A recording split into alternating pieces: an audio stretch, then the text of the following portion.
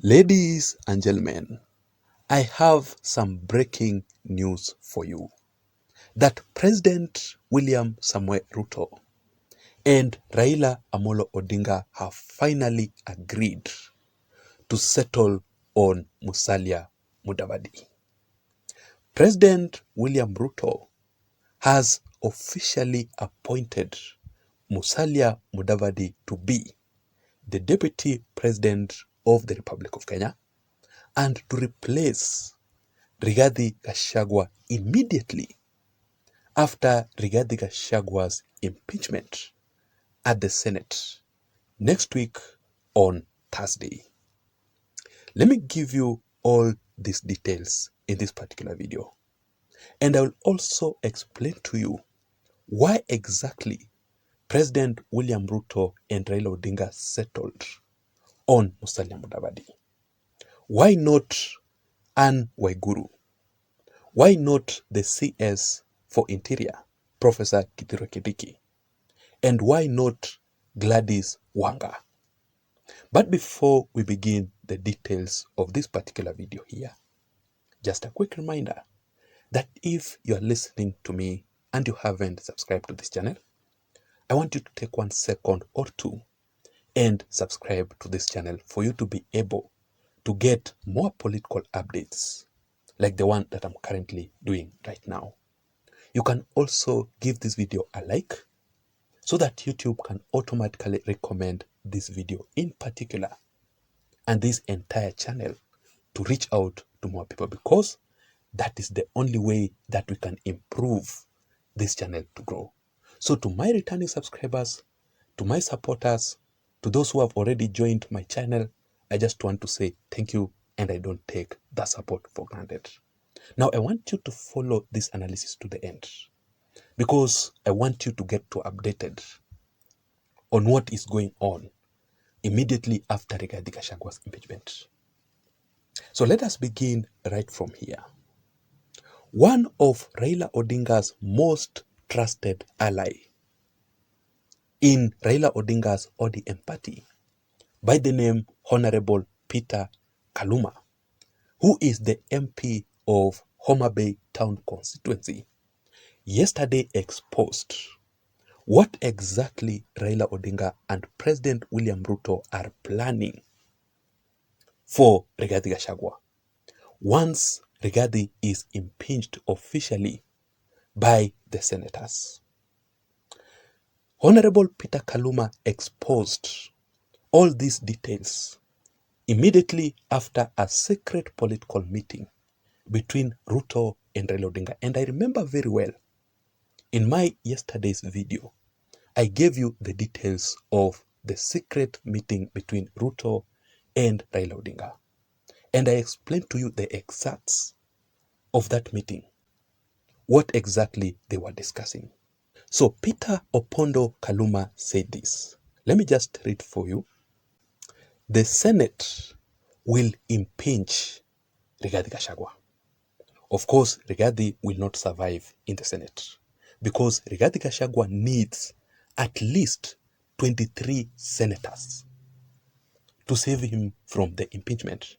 But when you look at the combination between Ruto and Raila Odinga, between ODM and UDA party, UDA has a total of 22 senators, while Raila Odinga's ODM party has a total of 13 senators. That comes to a total of 35 senators. When it comes to a game of numbers, Rigathi Gachagua does not have the numbers in the Senate to save him. Even Kalonzo Musyoka's Wiper party cannot save Rigathi Gachagua from impeachment. It proceeds to say that he will be replaced on the very day of impeachment. What Kaluma means is that everything, including Rigathi Gachagua's replacement, is well planned, well organized by Ruto and Raila Odinga. The courts will not help him because Parliament has secured Rigathi Gachagua a due process and a procedural fairness in the process. So there's no way the courts will also save Rigathi Gachagua. As a matter of fact, the former Law Society of Kenya president by the name Nelson Harvey explained the real reason as to why it is not possible for the courts to save Rigathi Gachagua. And he said this: Rigathi Gachagua will cease being the deputy president of Kenya on the vote of the Senate. Unlike removal of a judge, which can be appealed to the Supreme Court, impeachment of a president and a deputy president is final and incapable to challenge. The Constitution of the Republic of Kenya did not contemplate judicial intervention on the impeachment. Meaning, once the president and the deputy president is impeached, there's no way they can appeal at the Supreme Court. It is final. That is what the Constitution of Kenya requires.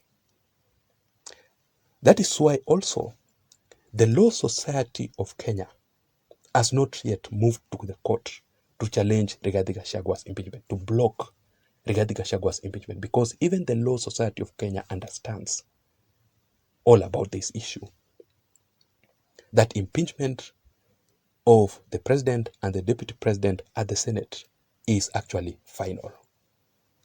So this is exactly why William Ruto and Raila Odinga settled on Musalia Mudavadi as the next deputy president of the Republic of Kenya once Rigathi Gachagua is impeached. First of all, Raila Odinga's Orange Democratic Movement Party was proposing, had already nominated Gladys Wanga. And indeed, Gladys Wanga is a great leader. Gladys Wanga can make a very, very good deputy president of the Republic of Kenya. She is loyal to Raila Odinga. She is loyal to ODM. But the only reason that President William Ruto rejected Gladys Wanga, it is because she is in the ODM party. William Ruto wants someone who is in his UDA party, so that that person can prove to be loyal to the party and also to be loyal to President William Ruto.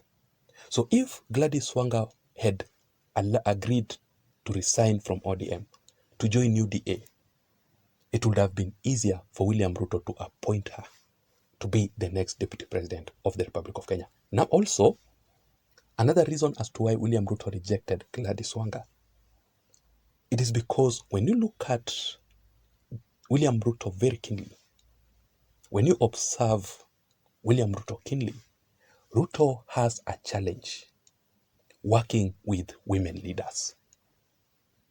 And especially for someone like Gladys Wanga. Gladys Wanga can be someone who is so hard to convince. So that is William Ruto's weakness. The UDA party was proposing Anne Waiguru and also Professor Kithure Kindiki, the CS for Interior. But the reason as to why William Ruto rejected these two leaders here, first of all, President William Ruto does not want the next deputy president of the Republic of Kenya to come from the larger Mount Kenya region, because the larger Mount Kenya region are resisting William Ruto currently, and they will not vote for President William Ruto massively like the way they did in the previous 2022 general elections. As a matter of fact, today you saw how the governor of Nakuru County, Honorable Kihika, how he was heckled badly trying to read President William Ruto's condolence message at a funeral. Condolence message from His Excellency William Ruto, President of the Republic of Kenya. Nakai toigwe esa wangege kila iwega toigwe from His Excellency William Ruto, President of the Republic and Commander-in-Chief. Nakai to celebrate my pole sana William Samoei Ruto. Thank you. Reure Raila. Oi, tusifanye makerere kwa sababu tuko kwa mazishi. So you can see that currently the Kikuyus are rejecting President William Ruto.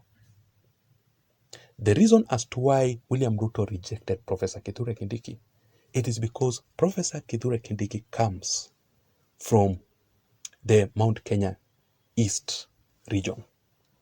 The Mount Kenya East does not have votes like the Mount Kenya region central. That is the reason also William Ruto rejected Kithure Kindiki in the previous 2022 general elections and settled on Rigathi Gachagua, because Rigathi Gachagua comes from the larger Mount Kenya region central, where majority of votes are. So William Ruto is keenly looking at the Luyas and the Nyanza region. William Ruto is 100% sure that with Raila Odinga on his side, he will get majority of votes in Nyanza region once Raila Odinga has endorsed William Ruto. In the Luya region, William Ruto has successfully managed to assemble all the Luya leaders to his side. William Ruto has Musalia Mudavadi. President William Ruto currently has the Speaker of the National Assembly, Honorable Moses Wetangula, on his side. William Ruto has the COTU Secretary General Boss, Francis Atwoli himself, on his side. William Ruto has Wycliffe Oparanya on his side. So already Ruto has secured the Luya votes in his side. You know, they usually say that the Luyas divide themselves. But with Raila Odinga and all these Luya leaders, they will vote for President William Ruto in 2027. So President William Ruto's calculations are correct. And why Ruto settled on Musalia Mudavadi? First of all, Musalia Mudavadi dissolved his political party, ANC political party, and he officially joined William Ruto's UDA party. He was the first person to dissolve his political party and join William Ruto. That proves that Musalia Mudavadi is actually loyal to President William Ruto and William Ruto's UDA party. Secondly, Musalia Mudavadi, it is very easier to work with Musalia Mudavadi. You know, William Ruto wants someone that he can control. Musalia Mudavadi can be easily controlled by William Ruto. William Ruto needs someone that when he says left, that person goes left. When he says right, that person goes right. When William Ruto says jump, that person asks, how high? You know, that is the kind of a person that William Ruto needs in his government to control. And thirdly, William Ruto has a secret political plan to endorse Musalia Mudavadi as the next president in 2032.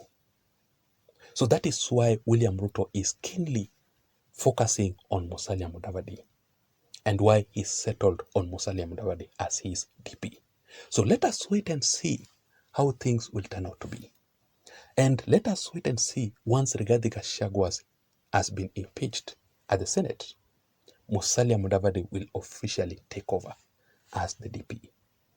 I don't know what you think. I would really, really want to know your thoughts. I would really, really want to know your opinions about William Ruto and Raila Odinga's decision on Musalia Mudavadi. Otherwise, I don't have much. Thank you so much for listening to me. Thank you so much for your support. Ladies and gentlemen, let me see you again in my next video analysis. Remember, my name is Jason. Have a good night.